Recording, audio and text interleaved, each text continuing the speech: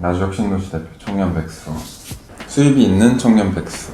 저도 되게 환상을 품고 나주를 내려왔는데 내가 21세기 젊은이들의 장래 희망을 살러 가는구나 하면서 이제 처음에 이제 내려올 때 그 내가 하는 일에 대한 이미지는 반짝반짝한 그 뒤에 명화 걸려있는, 근데 또 명화가 진품인 명화가 걸려있는 사무실에서 이렇게 명품 양복을 입고 앉아서 악수하고 돈만 받는 그런. 네네. 몰랐죠. 내가 와서 일주일 만에 이제 신발이 찢어져서 그 안전화를 사고 헬멧을 쓰고 돌아다니고 그럴 줄은 몰랐죠. 왜 헬멧을 써야 돼요? 공사장 왔다 갔다 해야 되니까. 지금은 그러고 계세요? 진품 명화가 걸린 사무실에서 저 거기 갈 수 있는 거예요? 그런 사무실은 존재하지 않고 제가 임시 사무실을 만들어 놨는데 이제 네. 다 콘크리트고 창문이 없다. 아직도 공사 중이에요? 다른 도시에 있는 거는 이제 다른 도시. 다른 도시에도 건물이 뭐 많다 이거죠? 그냥 저는 심부름꾼. 옛날 용어로는 마름이라는 표현이 있어요. 지주가 있는데 소장농이 있잖아요. 네. 근데 지주가 직접 돈 받으러 다닐 수 없어요. 그러면 이제 지주가 자기의 어떤 대리인을 보내는데 그 대리인을 마름이라고 했어요. 네, 그래서 동학농민운동 때 이제 지주보다 마름을 제일 먼저 이렇게 죽이고 뭐 이런. 첫 일반 게스트 분이세요. 영광입니다. 시간이 많은 관계로 역시. 네네. 시간 부자가 얼마나 부러운 부자인데요. 그러게요. 네. 정말 부자입니다. 시간이 없는 저 같은 일개미도 있잖아요. 그 섭외 요청을 할 때 사실은 그 거절을 감안을 하고 요청을 드리는 거잖아요. 네. 안 하실 줄 알았거든요. 흔쾌히 바로 수락을 해주셔서 네. 중요하게 여기는 가치는 못 여쭤봤잖아요. 그 중에 경험이 있더라고요. 세상에 대해 더 탐구하고 싶다. 경험을 중요하게 여겨서 그걸 출연하셨나 했거든요. 그런 부분도 없진 않죠. 사람이 어떤 판단의 기준이 되는 건 보통은 아쉬움과 결핍이라고 생각을 해요. 예를 들어서 내가 돈이 결핍됐으면 돈을 되게 중시하는 사람이 되고 애정이 결핍됐으면 애정을 중시하는 사람이 되는 것처럼 그래서 저는 경험이 많이 부족하다라는 생각을 좀 많이 30이 넘고 나서 해서 그래서 요즘 그런 생각을 많이 하고 사는 것 같아요. 다양한 것 그리고 세상에 내가 언제 이걸 어떻게 사용하게 될지는 모르는 거다. 어렸을 때는 내 인생이 되게 거의 결정이 돼 있고 또 결정을 할 수 있다고 생각을 해서 내 인생에 별로 도움되지 않는 거라고 판단되면은 굳이 배우지 않았어요. 순간에 다양한 경험을 좀 다양한 방면으로 쌓는 게 나의 10대, 20대 때 많이 필요했는데 내가 많이 편협했었구나. 그때는 많이 오만했던 때라서 정말 운전면허는 뭐 알았다? 나 운전기사 쓸 거야 막 이러기도 했어요. 잘 몰랐으니까 네네. 세상을. 세상이 되게 쉬울 줄 알았으니까 그때는. 그래서 기회가 되면 배우려고 하고 그런 생각을 해요. 이 문제가 향후 내 삶에서 몇 번 더 발생할 것 같은데 배워놓으면 많이 도움이 될 것 같은데 하는 문제인지를 먼저 생각을 하고 그다음에 만약에 그런 문제다라고 하면은 쉬운 일을 어렵게 해요. 그래야 더 많이 배우니까. 네네네. 화장실 환풍기 고장났어요.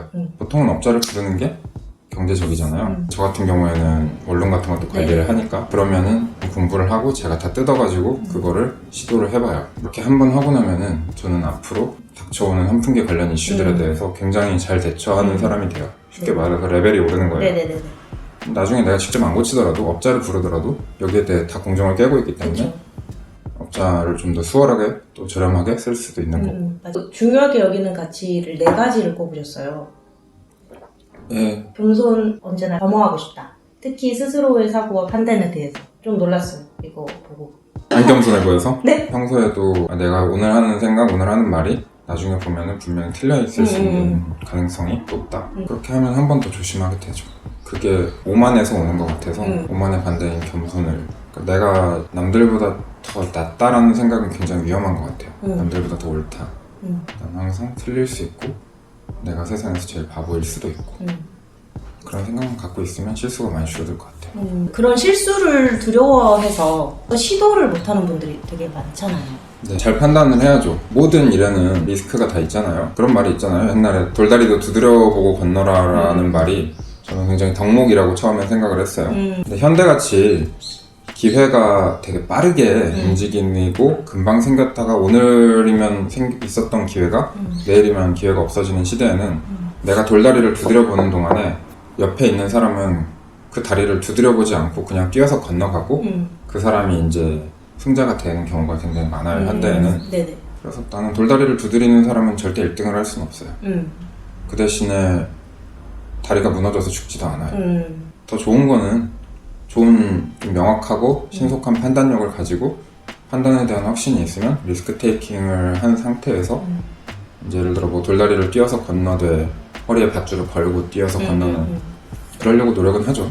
위험이 적으면은 예를 들어 위험이 10%의 위험이 있으면 10%라고 딱 판단을 해야 되는데 어떤 사람은 0%라고 판단을 해버리고 어떤 사람은 99%라고 판단을 해버리니까 둘 다 문제가 생겨요. 네네. 10%의 위험은 그냥 10%로 받아들여야 되는데 네. 그러려고 노력하고 있어요. 그러려면 통찰이랑 판단력을 길러야겠죠. 아, 이거는 성공할 확률이 좀 낮네. 또 성공 안 됐을 경우에 뭐 난 어떻게 해야지 대안. 그다음 성공 안 됐을 경우에 난 어느 정도 손해를 보는가. 이런 되게 기초적인 1차원적인 생각도 안 해보는 사람들이 사실 대부분이거든요. 맞아요. 이것만 해봐도 그냥 한두 줄 적고 나서 시작하기만 해도 훨씬 결과는 몇 배 좋게 나와요. 내가 여기에 투자한 시간과 노력에 비해서 정말 말도 안 되게 좋게 나와요. 또 일도 훨씬 잘하게 될 수도 있고 막상 그 상황이 왔을 때 대처도 실패에 대한 대처도 되게 중요한데 성공에 대한 대처를 할 줄 모르는 사람 되게 많아요. 이렇게 잘 될 줄 몰랐어 어떻게 하지 이제부터. 맞아요. 그 다음에 그 성공에 대한 대처를 잘 못하니까 그냥 같은 방식으로 한 번 더 해서 또 두 번째는 망하는 사람 되게 많고. 네네. 성공하고 실패하는 투자의 경험을 가진 사람들이 우리 주변에 꼭 한 명 이상 존재하잖아요. 굉장히 네네. 가깝게. 사람들은 착각을 해요. 나도 할 수 있었는데 라고 착각을 해요. 내가 성공할 수 있었는데 라는 후회만 하지 실패에 대한 안도는 하지 않거든요. 약간의 손해와 조금 더 많은 이득을 보긴 했지만 결과만 가지고 판단하는 건 아무 의미가 없고 왜냐하면 같은 기회는 두 번 오지 않아요. 그냥 그 당시에 내 사고 프로세스를 다시 점검하면서 이때 나한테 문제가 없었는지 보통은 그걸 통해서 성장하게 되는 것 같아요. 자주 다양하게 행복하고 싶다. 사회적으로도 그렇고 어렸을 때도 그렇고 행복의 기준이 보통은 되게 단순하고 정해져 있다라고 생각을 많이 하고 살았어요. 저도 100명 중에 99명은 돈이라고 얘기를 하고 많은 돈, 그 돈과 관련된 뭐 큰 집과 뭐 펜션, 차와 좀 더 뭐 덧붙이면은 뭐 외모적으로 뛰어난다거나 뭐 이런 것들인데 그런 것도 물론 좋죠. 물론 좋은데 그거 하나만 바라보고 가면은 좀 많이 놓치는 것 같아요. 큰 거 한 방만 생각하면서 사람들은 사는데 보통 그 큰 거 한 방의 확률도 낮지만 그거 한 방만 보고 사는 것보다는 되게 다양하고 소소한 행복들이 많이 있거든요. 얼마 전에 여기 앞에 축산보에 가서 물을 보다 왔어요. 소소한 행복이잖아요. 네. 자잘한데 자주 느끼는 그런 것들을 내 주변에서 찾는 게 되게 내 삶을 잘 사는 방법인 것 같다는 생각을 요즘 많이 해요. 큰 것도 놓치면 안 되죠. 큰 것도 놓치면 안 되는데 큰 건 실패할 수가 있어요. 그리고 이루기가 쉽지 않고 생각보다 큰 걸 얻어도 행복은 오래가지 않아요. 뭐 몇 달? 정말 길면 몇 년? 주변에서 그런 걸 찾으려고 노력을 해요. 찾아보면 많이 있더라고요. 감사할 부분도 많이 있는 것 같고. 맞아요. 근데 요즘 많이 생각하는 주제에 사랑이 두 개가 들어가 있어요. 가족을 사랑하는 다양한 방법이랑 이별이 예정된 상대를 사랑하는 일. 저한테 되게 진지하고 심각한 문제인데 네. 제가 저희 집 고양이들을 보다가 음. 고양이들은 수명이 사람보다 짧잖아요. 네. 생각을 해보니까 얘네가 벌써 자기들한테 주어진 수명의 한 3분의 1에서 2분의 1 정도를 이미 썼더라고요. 근데 내가 얘네들을 점점 더 많이 사랑하고 얘네들한테 마음을 많이 주면은 줄수록 비례해서 나중에 이 친구들이 떠나거나 아프거나 할 때 내가 더 많이 힘들어질 것 같다.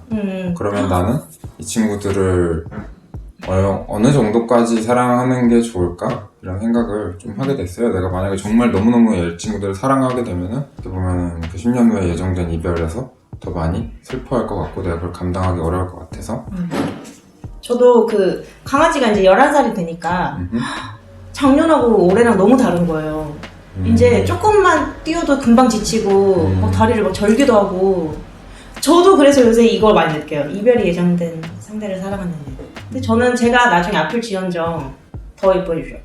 뭐 누가 먼저 갈지는 모르겠지만